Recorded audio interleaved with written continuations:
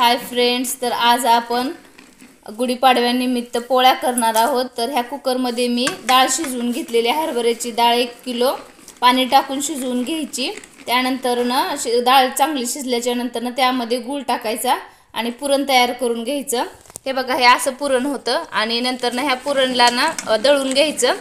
1 किलोचं पुरण आहे। ह्यामध्ये दळून घेतल्याच्या नंतर हे बघा असं दिसतं। ह्यामध्ये बडीशोप आणि विलायची असं वाटून ह्याच्यामध्ये वाटून टाकलेली आहे। आणि आपल्याला कटाची आमटी करण्यासाठी पण बाजूला काढून ठेवलेलं आहे बघा। इथं थोडीशी डाळ बाजूला काढून ठेवले, कारण आपल्याला आमटी आणि भातासोबत खायला डाळ छान आमटी बनवायची आहे, त्यामुळे बाजूला काढून ठेवले। आणि ते पीठ मळून ठेवलेलं आहे बघा। पीठ मळून ठेवलं। पीठ मळून ठेवायचं, पीठ मऊ होऊन जातं, मळून ठेवायचं। आता तुम्हाला मी पोळी लाटताना पूर्ण दाखवते पोळी कशी तयार करतात ते। आता आपण पोळ्या लाटून घेणार आहेत। असा हुंडा बनवून घ्यायचा। हे पोळपाट बघा आमच्या गावाकडून आमच्या आत्याने दिलेले आहे। आमच्या तिकडं गावाकडून खूप मोठे मोठे असे पाटे बनवतात, पोळपाट वगैरे बनवतात। आमच्या आत्याने पाठवून दिलेलं आहे बघा। हे त्यावरच आम्ही पोळ्या करतो आणि आमच्या इकडं खूप मोठ्या मोठ्या पोळ्या करायची पद्धत आहे। आणि भरपूर पुरण घालून, म्हणजे पूर्ण असं गोड गोड पोळी असावी। असे थोडंसं पुरण घातलं आणि हे केलं ना तर नाही जमत, त्या गोड पोळी खायची आमच्याकडे पद्धत आहे। तर हे बघा, हे असं हुंडा तयार करायचा। पीठ थोडं घ्यायचं आणि त्यामध्ये जास्त पुरण घालून ते हुंडा तयार करायचा।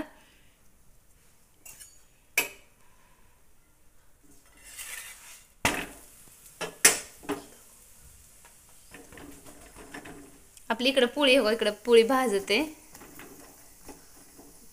अशा आम्ही मोठ्या मोठ्या पोळ्या करतो। काही काही ठिकाणी आहे ना खूप छोट्या पोळ्या करतात, असे मोठ्या करतात। आणि तुम्ही कमेंट करचाल गॅस खराब झाला, आता एक पोळ्याचा स्वयंपाक म्हटल्याच्या नंतर गॅस खराब होणारच ना। त्यामुळं आमचा इथं गॅस पण थोडासा खराब झाला। अगोदर आमटी करून घेतलेली, त्यामुळे थोडंसं गॅस खराब झालाय।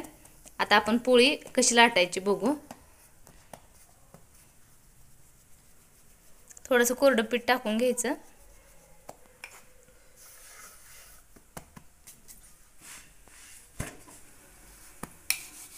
लाटण्यानं अगोदर पोळी लाटून घ्यायची।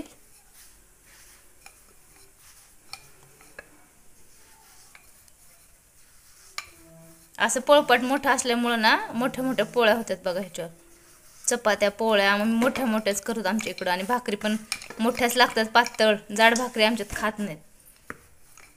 अशा मोठ्या मोठ्या पोळ्या लाटून घ्यायच्या, कडकडनं लाटायचे।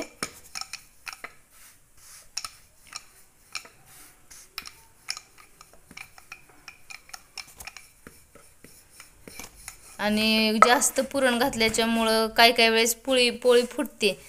तर पोळी लाटण्याची पण पद्धत असते बघा, ती पुरण बाहेर नाही यायला पाहिजे। अशी पोळी लाटून घ्यायची पोळपाटवर आणि तव्यावर टाकून द्यायची बघा। तव्यावर आता आपण पोळी भाजून घेणार आहेत। तेल टाकून घ्यायचं।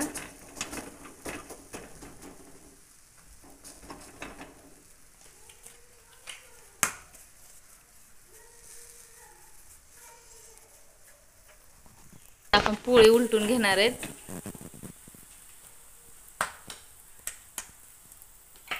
नुसतं अशा रसरशीत पुरण भरून गोड गोड एकदम पोळी करतात। त्याच्यासोबत गुळवणी करतात बघा खायला पोळीमध्ये, म्हणजे गुळाची। तर त्याला काळी मिरी तेलात टाकून फोडणी देतात आणि बडीशोप गुळाचं पाणी करतात आणि त्यामध्ये ते पोळीसोबत खायला एकदम मस्त लागते पोळी। एक साईडनं पोळी पूर्ण भाजून घ्यायची। आता कशी पोळी फुगायला लागली बघा, तेल टाकून घ्यायचं वर।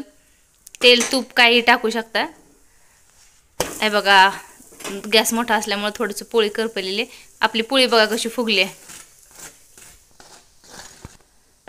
हे बघा आपली पोळी कशी फुगली आहे बघा। इतकं पुरण घालून सुद्धा पोळी बघा कशी फुगली। पोळी व्यवस्थित लाटली ना तर ते पोळी नाही फुटली, व्यवस्थित लाटली तर अशी पोळ्या फुगतात बघा। कशी झाली आपली पोळी, कशी खरपूस भाजली बघा। हा, कशी पोळी कशी दिसते बघा, कलर पण कसा दिसतोय त्याचा। अशी गोल्डन गोल्डन कलरची भाजून घ्यायची। हे बघा कशी पोळी दिसते आपली बघा। अशा पद्धतीने सगळ्या पोळ्या लाटून घ्यायच्या। अशा पद्धतीने आपण आहे ना हळूवार हाताने पोळ्या लाटून घ्यायच्या. आणि पुरण चांगलं झालेलं असल्यास ती पोळी फुटत नाही. आणि पीठ पण अगोदर आपण पुरण करायच्या अगोदरच काय करायचं, पीठ मळून ठेवायचं. चांगलं मऊ होते पीठ, अर्धा तास मळून ठेवायचं अगोदर. त्यामुळं ते पोळी पण मस्त होते, पुरण पण चांगलं होतं. अशा हळूवार हाताने लाटून घ्यायची म्हणजे पोळी फुटत नाही. आमच्याकडं अशा पद्धतीनेच पोळ्या केल्या जातात.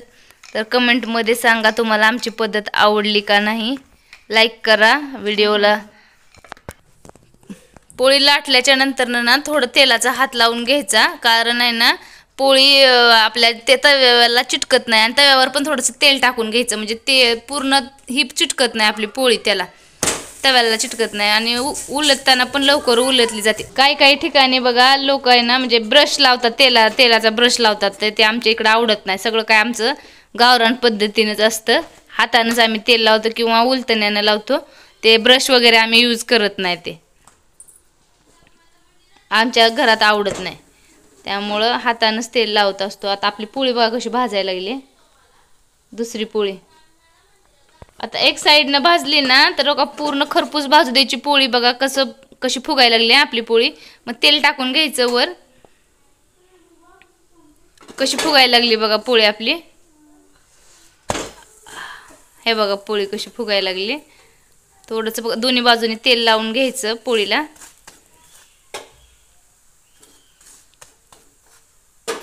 आमच्या इकडं अशा पद्धतीनं पोळ्या केल्या जातात. बघा कशी आपली पोळी फुगली आहे.